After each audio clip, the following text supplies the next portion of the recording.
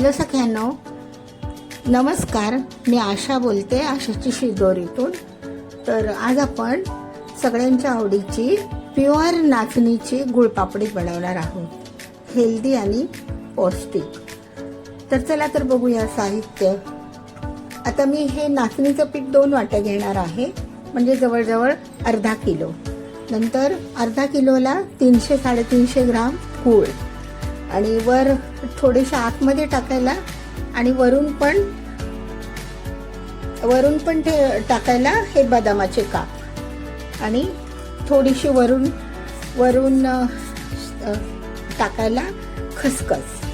एवढंच साहित्य लागतं सगळ्यांना. तर चला तर आपण आता नाचणीचं पीठ आणि तूप जवळजवळ आता 2 वाट्यांना 1 पाऊण वाटी तूप लागेल. तुपामध्ये चांगली भाजून घ्यायची पहिली पीठ, हे नाचणीचं पीठ भाजून घ्यायचं आणि नंतर पुढची प्रोसेस. चला तर आता आपण सुरुवात करूया. प्रथम आपण नाचणीचं पीठ भाजायला ठेवू. आपण आता 2 वाट्या पीठ घेणार आहोत.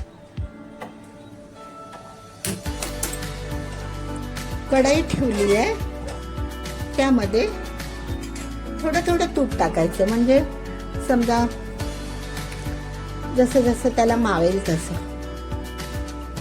तर आता आपण पहिले 2 मोठे चमचे टाकले मी, नंतर मग आणखी लागलं तर आपण वरून टाकायचं. जास्त पण मग ते फसफसतं ना, म्हणून. तर ही अशी खूप चांगली आणि नाचणीची कोलेस्ट्रॉल, डायबिटीसच्या पेशंटला आणि अगदी जिभेवर विरघळणारी अशी ही नाचणीची, प्युअर नाचणीची, त्यामध्ये कसलंही पीठ ॲड केलेलं नाही आहे, त्यामुळे खूप चांगली होणार आहे सगळ्यांना. तर आता चला भाजून घेऊयात पीठ.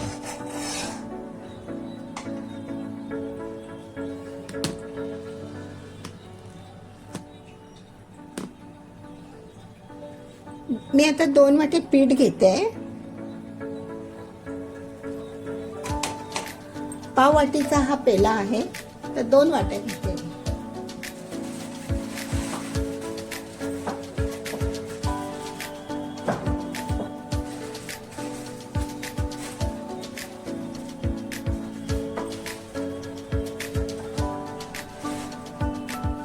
पीठ भाजताना एकच लक्षात ठेवायचं, ते सारखं हलवायचं, नाहीतर काय होतं, नाचणीचा रंग अगोदरच काळपट आणि थोडंसं लागलं तर ते मग दिसायला खराब दिसतं. ते सुरुवातीला तूप टाकल्यानंतर हे पीठ आपल्याला असं कोरडं वाटतं. नंतर मग आता भाजत येईल ना, तसं मग ते तूप सोडत जातं. थोडं स्लो टू मीडियम वर भाजून घ्यायचं पीठ चांगलं भाजलं नाही तर मग वडी चांगली येणार नाही. पीठ चांगलं भाजायला लागतं. भाजत आलं की तूप आपोआपच ते रिलीज होतं. जास्त सुकं वाटलं तर थोडासा 1 छोटा चमचा अजून ऍड करायचा. पण हे खूप पौष्टिक आहे सगळ्यांनो. डायबिटीससाठी तर खूपच छान. एखादी वडी तोंडात टाकली तरी खूप एनर्जेटिक आहे, आरोग्यदायी. आणि साहित्य काही लागत नाही. आपला नेहमीचा गूळ, थोडंसं सुंठ पावडर, आणि गार्निशिंगसाठी तुमच्या इच्छेप्रमाणे असं तूप लागतं. अर्धी वाटी, थोडं जास्त, जसं प्रमाण असेल तसं. मैत्रिणींनो, हे नक्की करा. वरचेवर करत जावा. घरच्या सगळ्यांसाठी चांगलं आहे, खूप चांगलं.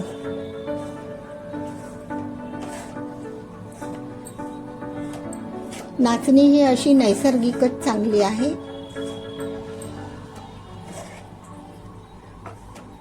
पीठ भाजत आलं की ते तूप आपणच रिलीज होतं. सुरुवातीला टाकलं ना तर कोरडं वाटतं, ते सुकं वाटतं. मग आपण थोडंसं ॲड करायचं.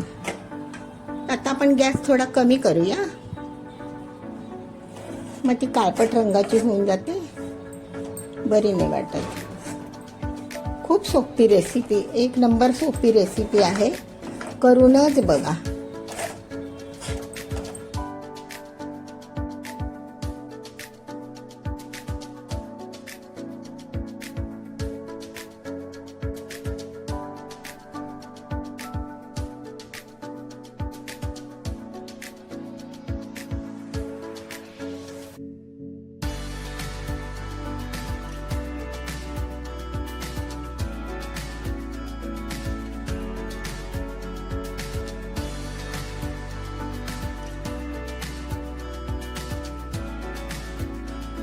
आता आपलं हे पीठ ऑलरेडी बघा कसं झालं ना, मग अशी एकदम ड्राय होतं. आता हे असं ओलसर झालेलं आहे, तूप रिलीज होतं आहे त्याच्यातलं. तर आपण आता त्यामध्ये गूळ घालूया आणि थोडेसे बदाम काजूचे काप घालूया. आणि बाकीचे आपण गार्निशिंगसाठी ठेवलेत. असे मोठे मोठे काप जे होते की नाही, ते आपण असे गार्निशिंगसाठी ठेवूया वरती. नंतर आपण 1 चमचा सुंठ पावडर घालूया. सुंठ पावडर घालणं फार गरजेचं आहे सगळ्यांना, वेगळीच चव येते. वेलची पावडर नाही घातली तरी चालेल, पण सुंठ पावडर नक्की घाला. आता गार्निशिंगसाठीच आपण थोडीशी खसखस थोडीशी ठेवलेली बघा, 1 छोटा टीस्पून. आता हे मिक्स करून घेऊया.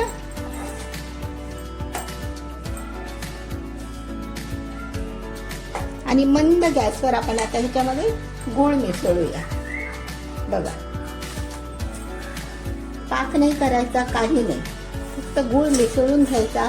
गरम पीठ असल्यामुळे, तूप असल्यामुळे तो गूळ छानसा विरघळतो. 1 मिनिटानंतर आपण गॅस बंद करूया, नाहीतर आपल्या वड्या कडक होतात. आणि असं चांगलं मिक्स करून घ्यायचं. ते गरम गरम असल्यामुळे, पण गूळ मात्र बारीक असा किसून घ्या स्लायसरवर, सुरीने, किंवा मोठा गूळ असला तर तो विरघळणार नाही ना लवकर, म्हणून.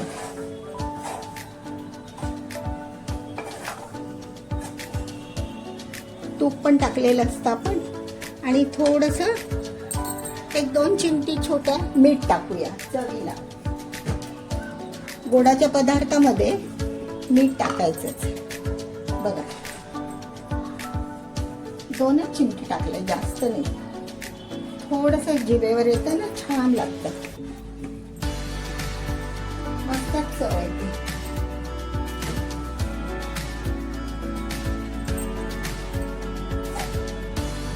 बघा, आता ओलं ओलं झालं ना पीठ गुळाने.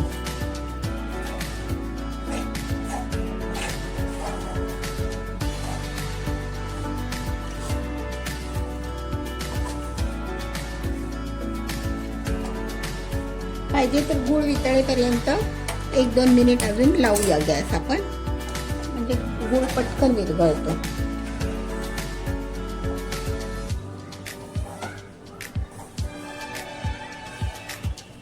आपल्याला वाट पाहावी लागत नाही, बाकी काही. पण जास्त वेळ नाही ठेवायचा, मग वड्या कडक येतात.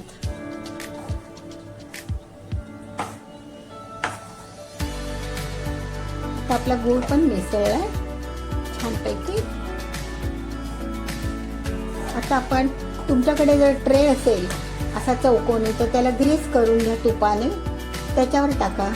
किंवा बटर पेपर एका थाळीमध्ये किंवा प्लेटवर त्याच्यावर टाका आणि थापून घ्यायच्या पटपट. गरम असतानाच त्या थापायच्या.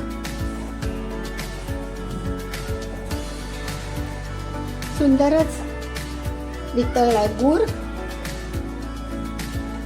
त्यामुळे आता बंद करूया गॅस, कारण नंतरच्या वड्या ह्या मग कडक होणार आपल्या.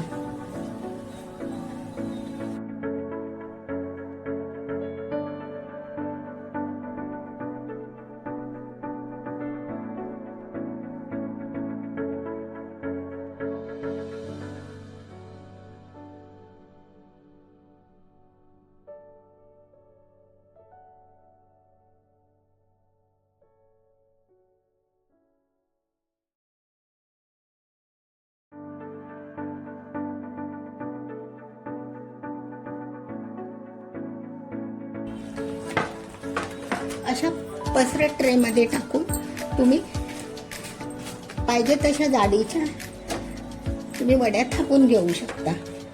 हे बघा,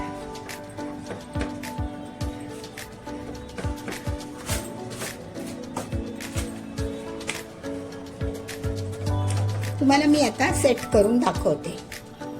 सख्यानो, मी अशी आता सगळी गुळामध्ये तुपामध्ये भाजून घेतलेली ही पीठ हे आता आपण थाळीत ओतलेलं आहे थंड करायला. एक ओतल्यानंतर थापल्यानंतर 2 थाळ्यामध्ये घातलंय मी. बघा, ते घातल्यानंतर एक 5 ते 6 मिनिटांनी कापायला घ्यायच्या वड्या. मी तुम्हाला कापून सर्व करून दाखवते. कापायच्या कशा बघा, हळूहळू हळू कापाव्या लागतात ह्या.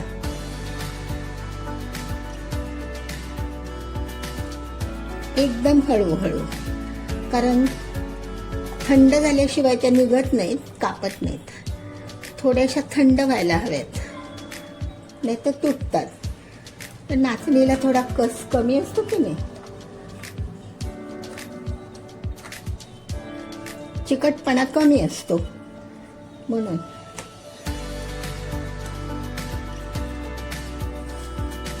अशा मग आपल्याला पाहिजे त्या आकारामध्ये आपण कापून घ्यायच्या वड्या.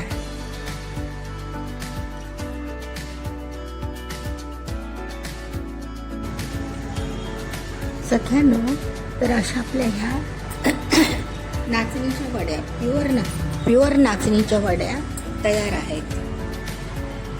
खूप चांगल्या होतात, अगदी ओठाने तोडाव्यात अशा आहेत त्या, कडक नाहीत, काही नाही. बघा,